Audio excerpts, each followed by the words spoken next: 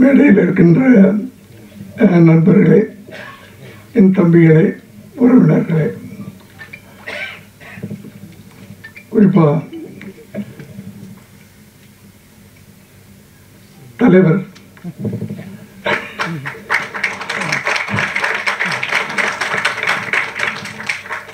எல்லோருக்கும் என்னுடைய மீடியா நண்பர்களே, சினிமாவை நேசிக்கக்கூடிய அனைவருக்கும் என்னுடைய மாலை வணக்கம். ரொம்ப நன்றி என்னைய உடனே கூப்பிட்டதுக்காக பச்சன் சார்கள். நான் 2 வருஷமாச்சு ஈவினிங்கில் எந்த ஃபங்க்ஷன்லையும் கலந்துக்கிறதில்ல. கலந்துக்கணும்னு ஆசை எல்லா நிகழ்ச்சியிலையும். பட் ஒரு வயசுக்கு மரியாதை கொடுக்குறேன்ல, அதை நான் கொடுத்துக்கிட்டு அடக்க ஒடுக்கமாக ஒரு 6 மணி ஆச்சுன்னா வீட்டுக்குள்ளே போய் அடைஞ்சிடும். 7 மணிக்கெலாம் டின்னரை முடிச்சுட்டு அப்படியே சினிமா 7:30 மணிலேருந்து 9 மணி வரைக்கும் ஏதாவது ஒரு சினிமாவை பார்த்துட்டு அழகாக 9 மணிக்கு. அதனால் நான் எங்கேயுமே ஈவினிங்கில் அதை நான் சொன்னேன். வந்தால் வந்து நடுவில் போகக்கூடாது, பெரியவங்களாம் இருக்கும்போது நான் பாட்டுக்கு பேசிட்டு போனோம்னா நல்லா இருக்காது.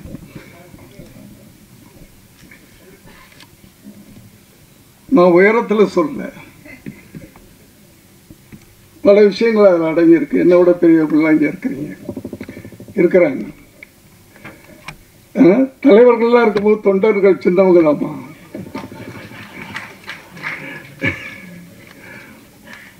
இல்லையா? அதனால் தங்கர் பச்சன் அவர்களுக்கு என்னுடைய நன்றியை தெரிவிச்சுக்கிறேன். ஒரு நல்ல ஒரு எப்படின்னு சொல்கிறது எனக்கு தெரியல, அந்த நினைப்பு இருக்கிறதில்ல. தங்கர் பச்சன் அவர்கள் எல்லாருக்கும் தெரியும், ஒரு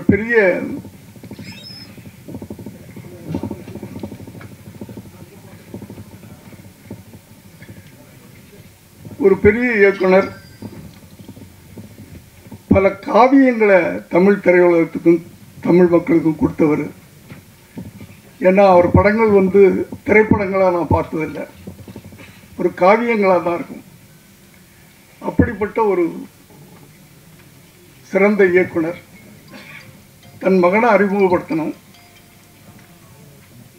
அப்படின்னு நினைக்கும்போது, ஒரு இளைஞனை ஒரு தகப்பை நடிகனாக அறிமுகப்படுத்தணும். ஏன் இவ்வளவு நடிகர் அதை செய்யலை? அங்கேதான் அவருடைய புத்திசாலித்தனம்.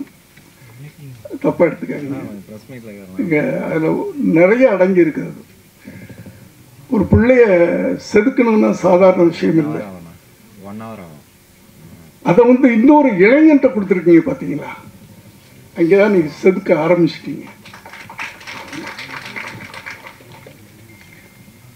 நான் கூட அதான் நினச்சேன், நடக்கலை.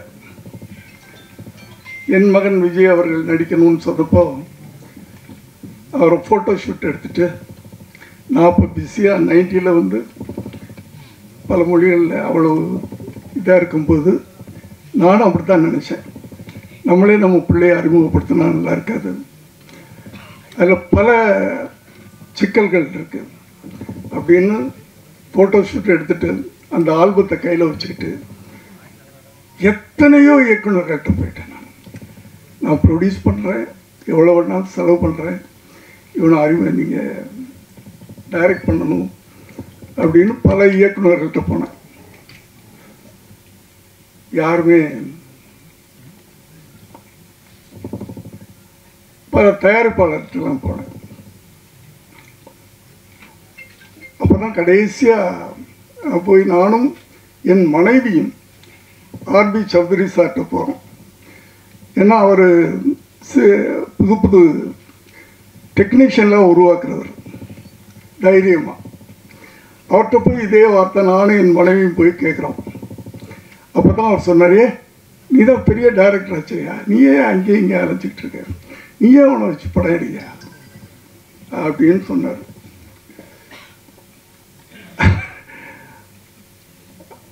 அதனால தான் நான் வந்து கட்டாயமாக அவரை வந்து நானே வச்சு படம் எடுக்கக்கூடிய ஒரு சூழ்நிலை உருவாச்சு. ஆனால் தங்கர் பச்சான் அவர்கள் ரொம்ப அழகான வேலையை பண்ணியிருக்கிறாரு. ஒரு இளைஞனை அறிமுகப்படுத்தணும், அந்த இளைஞர்கள் மத்தியில் போய் ஒரு நடிகனாக பச்சக்குன்னு நெஞ்சில் நிற்கணும். அப்படின்னா இன்னொரு இளைஞன் அந்த இளைஞனை உருவாக்கணும் அப்படின்னு நினச்சி அந்த பொறுப்பை கொடுத்துருக்கிறாரு. அவர்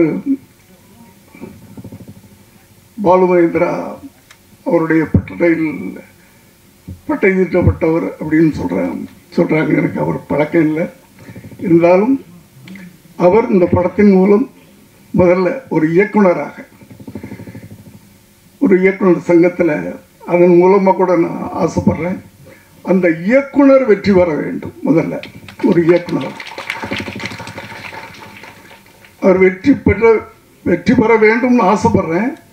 வெற்றி அடைஞ்சிட்டாருன்னு படம் பார்த்தவங்க சொன்னாங்க என்கிட்ட. ரொம்ப ரொம்ப அழகாக அந்த படத்தை பண்ணியிருக்காருன்னு சொன்னாங்க. கேள்விப்படும் போதே சந்தோஷமாக இருந்துச்சு. அடுத்து ஹீரோ, அதாவது ஒரு தகப்பனுடைய கனவு, தான் பிள்ளை அப்படி வரணும் இப்படி வரணும். ஆனால் இவர் தன் பிள்ளையுடைய கனவை நிறைவேற்றுறதுக்காக இந்த ஒரு ப்ராஜெக்டை அவர் ஆரம்பித்து பண்ணியிருக்கிறாரு. அவருக்கு என்னுடைய வாழ்த்துக்களை தெரிவிச்சுக்கிறேன். அந்த தம்பி இந்த திரையுலகத்தில் ஒரு பெரிய கலைஞராக வரணும், உருவாகணும் அப்படின்னு நான் வந்து வாழ்த்துறேன். மற்றபடி இதில் சப்போர்ட்டிங் கேரக்டர்ஸ் அப்படின்னு சொன்னால் நிறைய பேர் இருக்காங்க.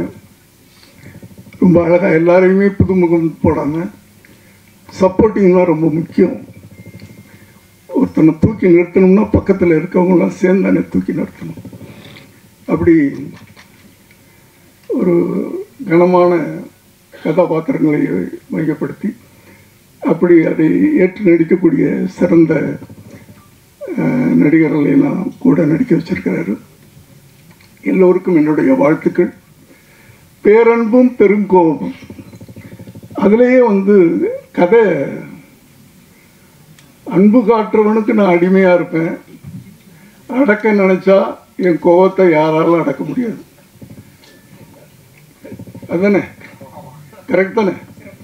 கதையே சொல்லிட்டார் அந்த டைட்டிலில். என்னுடைய ஃபார்முலா தான் அது. என்னுடைய ஃபார்முலா, என்னுடைய குணாதிசயம். நாங்கள்லாம் வந்து ஒரே குணாதிசயங்கள் கொண்டவங்க தான். அன்புக்கு அடிமையாக இருப்போம், அடக்கணும்னு நினச்சா அவ்வளோதான். எங்கள் கோபத்தை எங்களாலே அடக்க முடியாது இல்லையா? அப்படியே இருந்து அப்படியே ஜெயிச்சிட்டோம். அது ஒரு விஷயம். ஸோ இந்த படக்குழுவினரையும் சம்பந்தப்பட்ட அத்தனை பேரையும் நான் மனதார வாழ்த்துறேன். இந்த படம் ஒரு பெரிய வெற்றி அடையணும். ஏன்னா சின்ன படங்கள் தான், சிறு முதலீட்டு படங்கள் தான் ஓடணும். அதுக்கு என்ன பண்ணுறதுன்னு தான் தெரியாமல் தவிச்சுக்கிட்டு இருக்கோம். திரையுலகமே திகைச்சு போய் நின்றுக்கிட்டு இருக்கு. அதுலேயும் ஒரு மெசேஜ், நீங்கள் தங்கர் பச்சான் சார் எடுத்துக்கிட்டிங்கன்னா அவருடைய படங்கள்லாம் ஆணித்தரமான ஒரு அழகான ஒரு செய்தியை சொல்லுவார். மெசேஜ் சும்மா எடுத்துட மாட்டார். கத்தி, ரத்தம், வெட்டு, குத்து, அது அவருக்கு தெரியாதது. காவியங்கள், அவர் இந்த படத்தை வழங்குறார் அப்படின்னு சொன்னால் அதுவும் ஒரு காவியமாகத்தான் இருக்கும் அப்படின்னு நான் நம்புகிறேன். நான்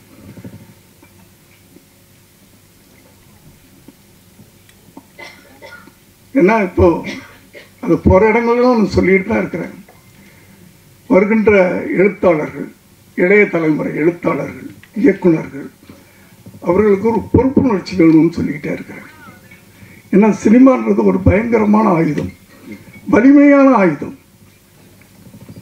சினிமா சொசைட்டியில் அவ்வளோ பெரிய தாக்கத்தை ஏற்படுத்துது. அதை ரொம்ப ஜாக்கிரதையாக கவனமாக நம்ம கையாளணும். ஆனால் இப்போல்லாம் படம் ஓடணும், அதுக்கு என்ன பண்ணணும்னு பார்க்குறாங்களே தவிர அதில் என்ன நம்ம செய்தி சொல்கிறோம், மக்களுக்கு என்ன சொல்கிறோம் அப்படின்றது இல்லை. அந்த படம் ஓடணும், என்ன கதை அதெல்லாம் கேட்காதீங்க அப்படின்னு வர்ற இளைஞர்கள் எல்லாரும் இல்லை, ஒரு சிலர் அவங்களுக்கு அந்த பொறுப்புணர்வு வேணும். நீங்கள் சினிமா மூலமாக என்ன சொல்கிறீங்க, மக்களுக்கு ஜனங்களுக்கு என்ன சொல்கிறோம்? சும்மா காசு சம்பாதிக்கிறது மட்டும்தான் சினிமா. இப்போ அதுவும் சம்பாதிக்க முடிய மாட்டேங்குது, அது வேற விஷயம். எல்லாம் விட்டுக்கிட்டு இருக்காங்க. இது இயக்குநர்களுக்கும் இருக்கணும் அந்த அக்கறை, நடிகர்களுக்கும் இருக்கணும், டெக்னீஷியன் அத்தனை பேருக்கு இருக்கணும். ஒரு படத்தை உருவாக்கும் போது அந்த படம் மூலமாக ஜனங்களுக்கு நம்ம என்ன சொல்கிறோம் அப்படின்றது ரொம்ப முக்கியமான விஷயம். இதை நான் ஒவ்வொரு மேடை கிடைக்கும் போதெல்லாம் இதை நான் அழுத்தி அழுத்தி சொல்லிகிட்டு இருக்கிறேன். நான் ஆகவே குறிப்பாக நான் யாரையும் சொல்லலை, எந்த நடிகரையும் சொல்லலை, குறிப்பாக எந்த இயக்குனரையும் சொல்லலை, எந்த எழுத்தாளரையும் சொல்லலை. வருகின்ற இளைஞர்கள் சமுதாயத்தை மாற்றுங்கள். உங்கள் கையில் ஒரு வலிமையான ஆயுதம், சினிமா என்ற ஆயுதம் கிடைத்திருக்கிறது. அந்த ஆயுதத்தை கவனமாக நீங்கள் பயன்படுத்தணும்னு கேட்டு இந்த படம் மிகப்பெரிய வெற்றி பெறணும்னு வாழ்த்தி விடைபெறுகிறேன். நன்றி, வணக்கம்.